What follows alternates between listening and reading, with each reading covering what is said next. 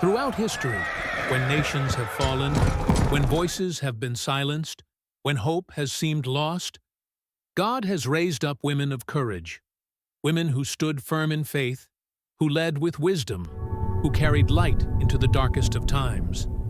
This is the story of Deborah, a prophetess, a judge, a mother in Israel.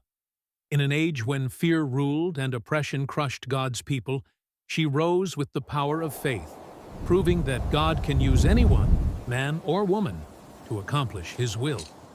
Her story is not just about battles won long ago.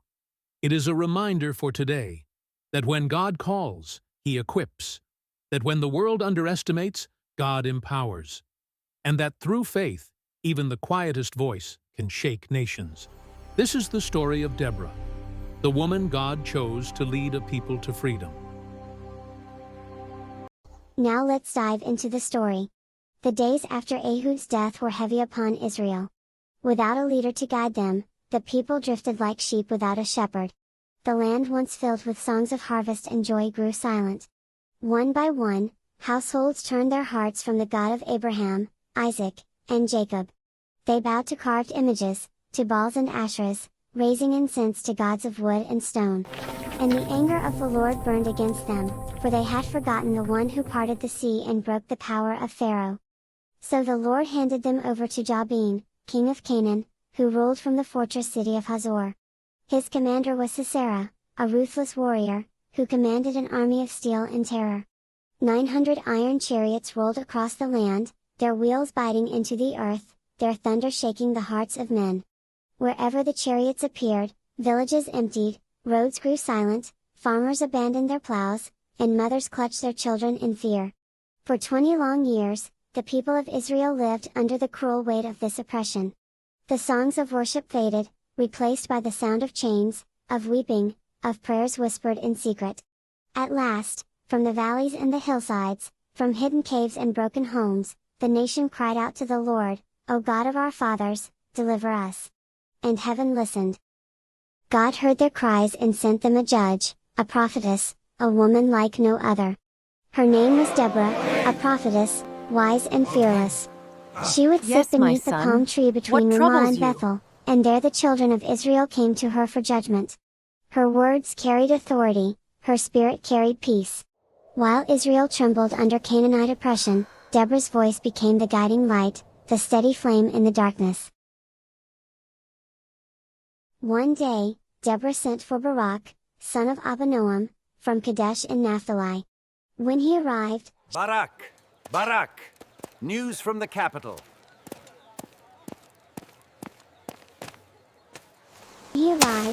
she declared the command of the Lord. Take 10,000 men from Naphtali and Zebulun, and lead them to Mount Tabor.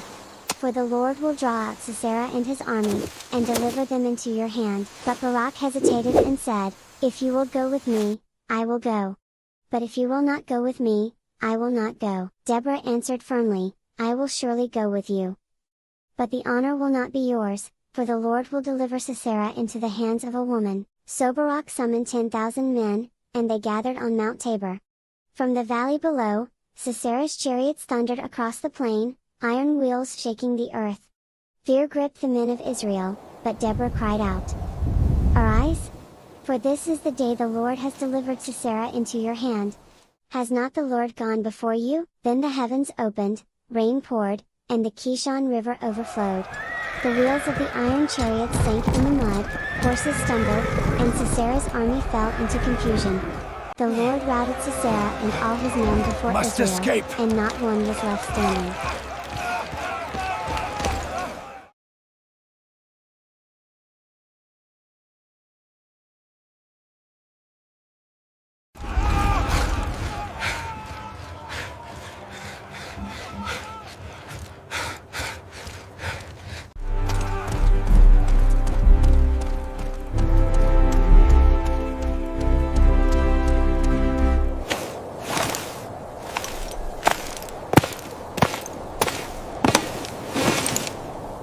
After Sisera fled from the battlefield, he came upon the tent of a woman named Yael, the wife of Haber the Kenite, who was on friendly terms with King Jabin of Hazor.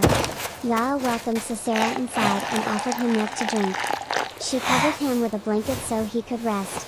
When he had fallen into a deep sleep, Yael quietly took a tent peg and a hammer, and drove the peg through his temple, killing him instantly. Thus, God delivered Israel from the hand of Jabin that day. The Israelites rejoiced and sang songs of victory and praise to the Lord. And so, through the courage of one woman, God turned Israel's defeat into victory. Deborah rose, not as a warrior with a sword, but as a leader with faith. She reminded a nation that strength does not come from power or rank, but from obedience and trust in God. Her story still echoes today: when others fear, rise. When others doubt, believe. When others are silent, speak. Because sometimes, the deliverance of a nation begins with the voice of one woman.